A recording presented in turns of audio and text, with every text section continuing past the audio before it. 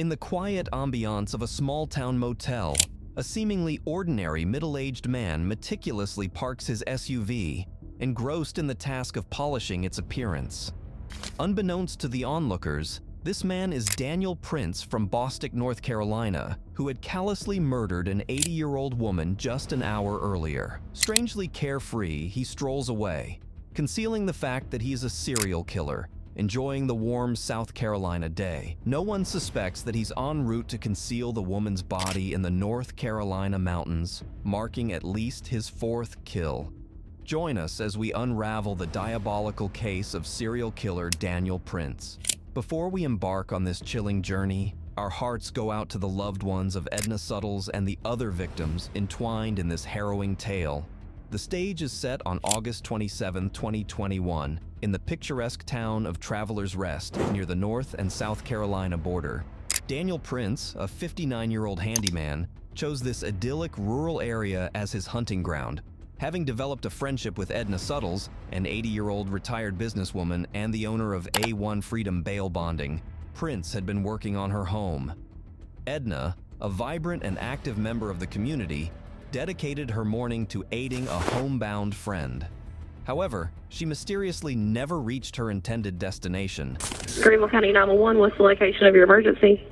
The thing is, a fitter was supposed to show up to stay with my mom today, and she's in her 80s, and she didn't show up. We've come to her house, and we can't get nobody to the door or anything.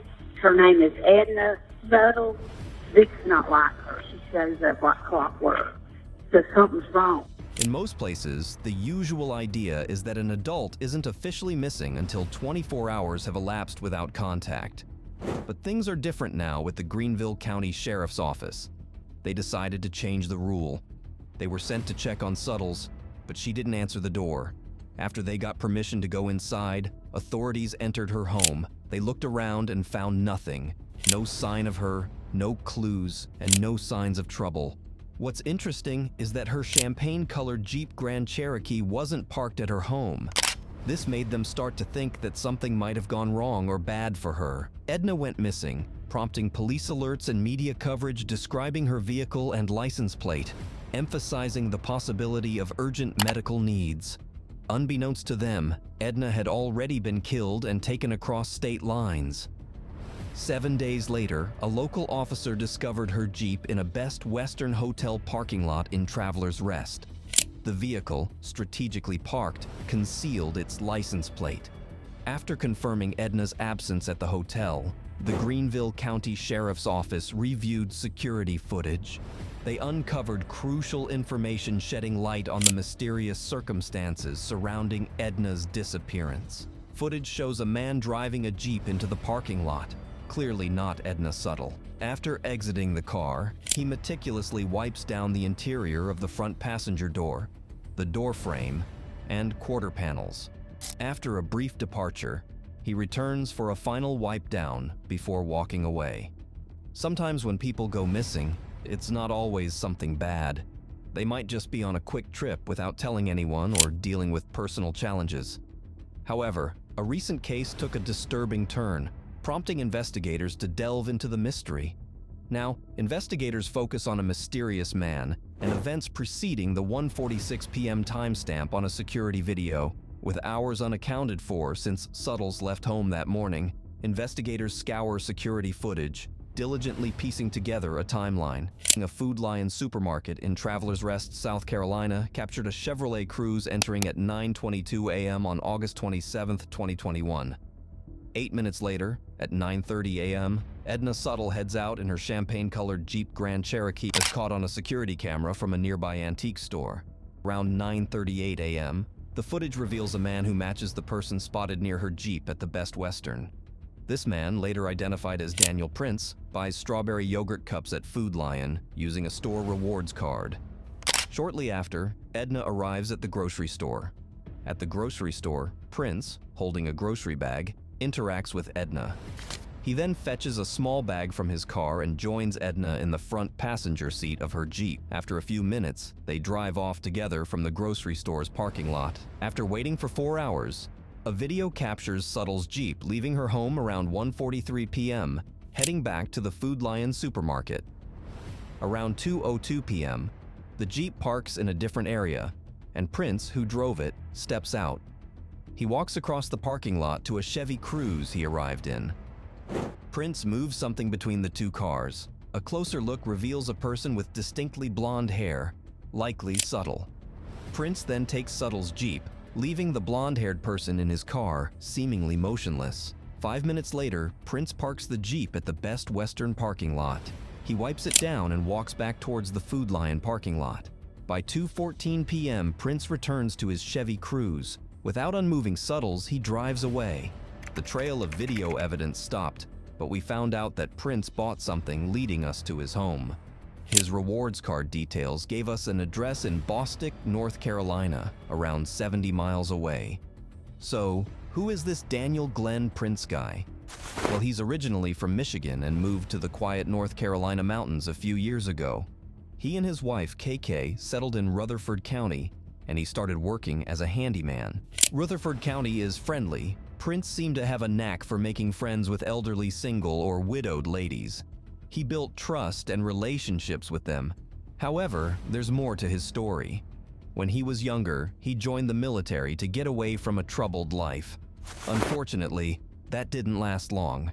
His past caught up with him, showing charges for assault, battery, and firearms violations. The most disturbing part is his 1997 kidnapping conviction in Michigan. He got sentenced to 13 to 30 years, but served 12 before being paroled. However, his parole got terminated just 2 years later. Detectives now had videos, a timeline, and the name of a man known for kidnapping.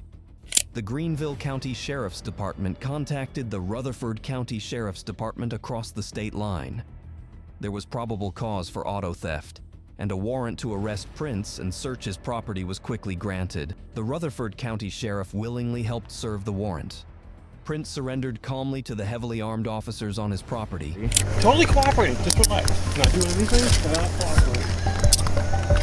All right, stand up on your feet. Yeah. Sir, I would be very cooperative. All right, let's try that, please. Printz was arrested and brought to the Rutherford County Sheriff's Department. During the interview, it was clear that Printz wanted to control the conversation. He seemed arrogant and unaffected by the situation, so investigators allowed him to speak. August 27th, 2021 this year. What day of the week was that? Oh, it was a Friday. Okay. Where are you on that day? What's your typical Fridays like? Some Fridays I go do jobs, some Fridays I stay home, some Fridays I go look at jobs, I do all sorts of things. Days run together for me because I don't have a set schedule. Fair enough. As the jobs come, right? Mm-hmm. Okay, so specifically the 27th. Mm-hmm. What, 2 weeks ago? Do you remember where you were at?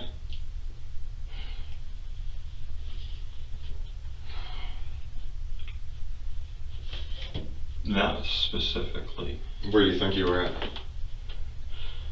I've been going all over the place. I've been back and forth to Charlotte. I've been down to South Carolina. Yeah. Like, where's your jobs in South Carolina taking you? Actually, I was down to Traveler's Rest, but I don't know if it was Friday or Thursday. I know I'd been there earlier that week. Okay. But you don't remember which day specifically? No, it was either Thursday or Friday. What kind of job were you working on? I wasn't. You wasn't? I wasn't. This lady had talked to me several times. I'd been down to her house 2 or 3 times. We kind of got to be friends. This woman has so many damn problems, mostly her daughter. Yeah. And what she did is she had me looking at ductwork that she wanted done because somebody had done ductwork for her and she was suing them because they didn't do all the ductwork or something. She would call me and have me come down there. Okay. And she was constantly having problems. She said she needed to have money at one point in time to help her daughter because her daughter was in jail. Then she needed money another time because, what was it the next time?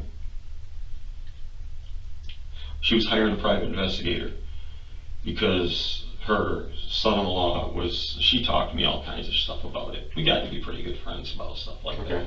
But she kept seeing like she was blowing me off by actually doing any work for her. She was going to have a guy come out and wash her house, and I said, Well, if I'm coming down here to look at other stuff, I got a power washer. I can wash your house and clean out your eaves for a couple $100. She was going to have me do it. Packed my power washer up. Went down there. Never did the work. Because I don't have the money right now. I got to sell a bunch of jewelry. I got to sell a bunch of stuff to go ahead and get more money for a private investigator. Then she wanted a different private investigator because she didn't like the one she had. So it was like one excuse after the other. How'd you meet her initially? Years ago. Okay. Years ago, it was somebody had given me her name or number, or my name and number. I get passed around a lot. Okay. So it was a years ago thing. That's pretty awesome. Your name made all the way down to Travelers Rest, South Carolina. That's good reputation. Yeah. Solid work. All right, so why are we? What you're telling us is that's not you on the 27th. Food Line parking lot, Travelers Rest.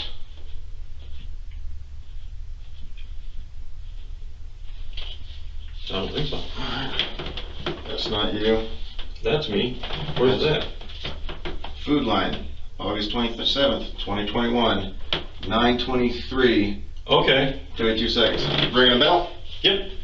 Yeah, I went down to Food Line. Okay. Yeah. Yeah. So what were you doing down there that day? She wanted me to look at some stuff at her house. Okay. And she picked me up at Food Line because she wanted me with her when she was gonna go meet some guy for God dang it, private investigator. Okay. Yeah. Tell us about that. She wanted me to meet her down there. Okay. She was nervous because she says, I'm not sure I trust this guy. And she knows I've been in the military. And she says, will you meet me? And I go, yeah. And I said, where do you want to meet? She says, well, he's been talking to me. I guess I'm supposed to meet him at a restaurant. And I'm supposed to meet him down near Food Lion. Okay. So I went down to Food Lion, and she met me. And he didn't show up where we went to next. And she had been trying to get a hold of him. And we went to her house for about 2 hours. And then we went back to Food Lion. And it just... She just dropped you off and you went home and you just noticed something about PI? Well, she wanted me to see if this guy was going to meet her where he was supposed to meet her. Do you know where? There was a hotel lobby that he had finally said, meet me at the hotel. Okay. She says, drive up there and see if he's there. And I drove up there, and things are starting to sound really squirrely to me. And then she finally said, just drop me off at home. And if you drop me off at home, my daughter will pick me up. And I said, because I got to get going. I can't be doing this all day. So that's y'all coming down 25, you and her together? Back towards the hotel? It could be. Okay, because that's their car. That's about 13:45 on the 27th. Okay. So you're with her there? Yeah. Okay. I guess. Yeah. I'm not saying yeah. I'm just saying that could be her. Yeah, here's a different angle. But I mean, we've watched this car, right? Okay. Here's y'all in the hotel parking lot. Okay. Yeah. Oh look, there's y'all backing in. Yep. Yeah, a couple of different copies of it. Backing in. Yeah. Oh look, you get out. Nobody else gets out. I told you that. You're walking around the car. Yeah. You wipe the entire car down. Because I was worried. You were worried. There's you walking across the parking lot in front of Little Caesars. Mm-hmm. And there's you getting back into your car and driving away. Oh, she's with me. Look, man. Where's that? I don't have a clue. We need to know. Listen, Dan. Mm-hmm. Okay, you are a good dude. I honestly do believe that you screwed up years and years ago. Okay. And now. Can I look at these? What? I just want to look and see what you're talking about. Let's. You need to hear this, man. Okay. Mm-hmm. You're not a bad guy. Right.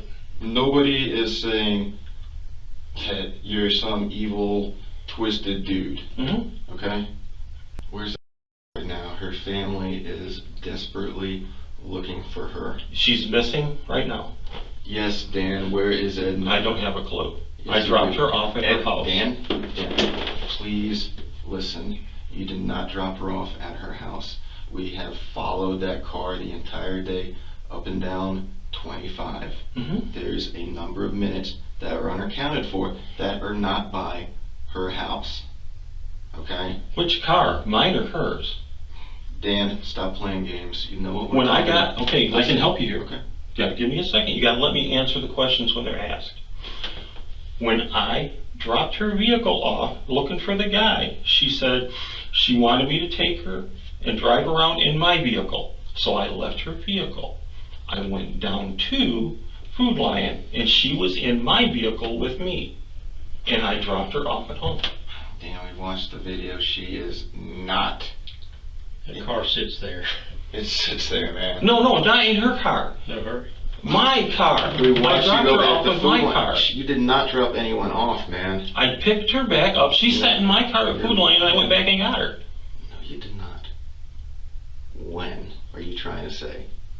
Please explain. Explain yourself. Please explain at which point that we must have missed in the video that you dropped her off. Why that your vehicle never went back to her house.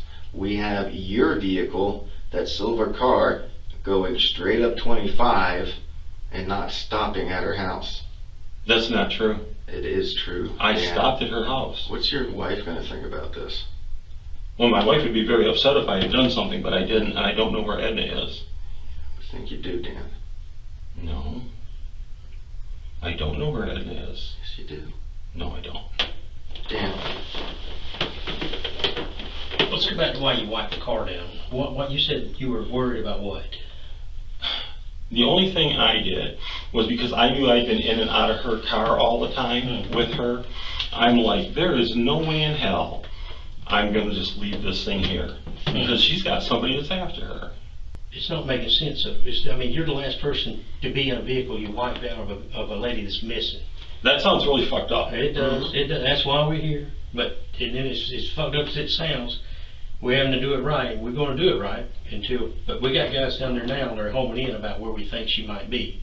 His story was confusing, but not completely unbelievable. During questioning, deputies continued searching his property.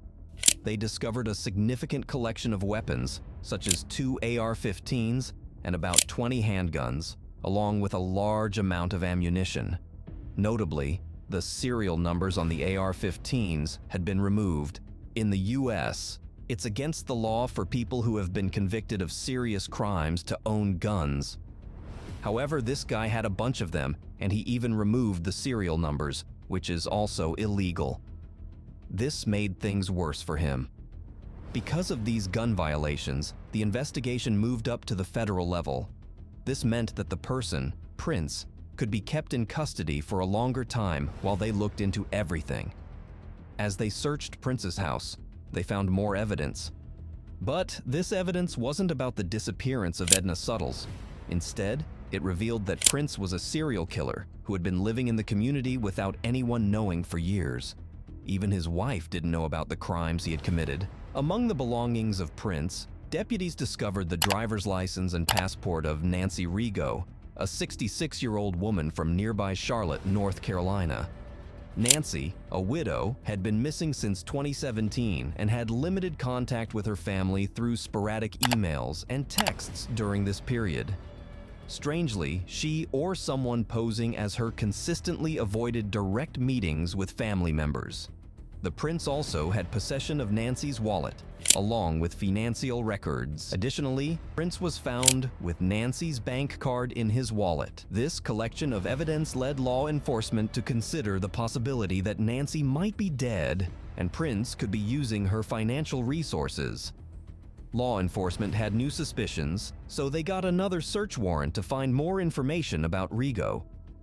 While searching for evidence about Rigo, they also found and took items, including a purse that belonged to Rigo's late mother, Dolores Sellers Gore, who passed away in 2017 due to what was believed to be natural causes. Filled in 2017, prescription bottles bearing Rigo's name were uncovered, containing medications such as cyclobenzaprine, tramadol, and lorazepam. A black bag was discovered with concerning items like zip ties, a taser, lubricant, and crushed pills labeled Ativan, which is a strong sedative. It's crucial to note that Ativan can be dangerous, especially when mixed with alcohol or other substances, as it can slow breathing and even lead to death. While Printz was in custody, he tried to appear innocent regarding Suttle's disappearance. On October 9th, as Printz remained in jail, his wife decided it was time to leave. She started selling their home and property. She asked some friends to help clean up the property and gather chickens and other birds living there. While one friend was exploring the outer edges of the property, they discovered a large white bee box deep in the woods at the corner of the land. KK Printz had no idea it was there. She called the police right away to check the box. They got a new search warrant, and deputies from the Rutherford County Sheriff's Department found Suttle's purse, Jeep keys, rope, zip ties, and some other small things that were hers. There was also an open cup of yogurt in the box, the same type and flavor that Printz had purchased on the day of significance. In the nearby area, there was a part from a car's back seat, a black plastic bag, and a tarp. The missing part from Printz's other car, which was sent for repairs after someone named Subtle went missing, matched the one found in the woods. The repair shop confirmed this during the repairs. A bag at the scene contained personal items like jewelry, a bracelet, and shoes that might belong to Subtle. These items were sent for testing by the South Carolina Law Enforcement Division's Forensic Services. The test on a yogurt container revealed that drugs, including cyclobenzaprine, tramadol, and lorazepam, were mixed with the yogurt. These drugs matched the pill bottles of Nancy Rigo found in Printz's home. Law enforcement found a crucial piece of evidence and brought in a cadaver dog to search the property on October 10th. While the dog couldn't locate Suttle's body, it did alert officers to the scent of human remains at the same spot where a trash bag and tarp were discovered. Though the body wasn't found, officers were convinced they had evidence of Suttle's murder. Printz, in jail, stuck to his story during 2 interviews, admitting to knowing Subtle and visiting her in Traveler's Rest. Initially, he said they met on the day she disappeared to discuss matters related to a private investigator hired for her daughter's upcoming divorce. He went back to the Best Western parking lot by himself in his Jeep to get his own car and go home. He cleaned his car to avoid being linked to the private investigator. He stuck to this story, believing no evidence would contradict it. But when law enforcement found new proof, they interviewed him again. It became clear that he realized he was in trouble. He swiftly tried to shape the story and control the situation. There are things that have to happen, and there are things that are going to happen. And I'm a realist, and I have acceptance with this. I would like a little bit of control in how they happen. If you tell them to turn that off, I will talk to you a little more freely. For about an hour, Printz admitted to the police that he had done something wrong. He thought he might spend his whole life in prison, so he quickly agreed to a deal to avoid the death penalty. As part of the deal, he wanted to share information that the police didn't know about, and he promised to be honest when his lawyer was present. Most importantly, he told the officers where they could find a person's body buried in May 2022. Later, Printz guided law enforcement to a piece of land nearby, where they discovered the buried body, still recognizable. In the interview, he revealed that he was involved in the deaths of Dolores Sellers, Nancy Rigo, and Lee Goodman. In confessing to these crimes, it was revealed that Printz was a serial killer. He said he helped Dolores Sellers and Nancy Rigo die. He suggested Rigo was involved too. Later, Rigo felt guilty and threatened to tell the police. So he killed her and kept it a secret. He used Rigo's power of attorney to get her social security checks. Sellers' death, first thought natural, was later found to be a murder. Lee Goodman, another victim, vanished between Rigo and Suttle's deaths. Printz claimed she tried to rob him, failed, and he got rid of her body in a rural area. No proof of a robbery was found after he cleaned up the scene. Printz didn't go to trial and got a life sentence. We certainly want to thank y'all for joining us today as we announce an arrest and subsequent plea deal has been reached in connection with the disappearance and death of Edna Suttles. She went missing from Greenville County on August the 27th of 2021. This investigation uncovered the man responsible, a man who has now been identified as a serial killer residing in Boston, North Carolina, 59-year-old Daniel Glenn Printz. He is in a high-security prison called United States Penitentiary Hazleton in West Virginia. It's known as Misery Mountain. Daniel Printz, a man serving a long sentence, caused great pain to families and communities. Our hearts are with the victims, who left behind grieving loved ones. We wonder if Printz admitted to all his wrongs or just some. Are there more victims from his past in places like Boston, North Carolina? Until he speaks up, we can only hope his harm was limited to these 4 women. If you found this case interesting, like the video, share your thoughts in the comments and subscribe. Until next time, stay safe and aware.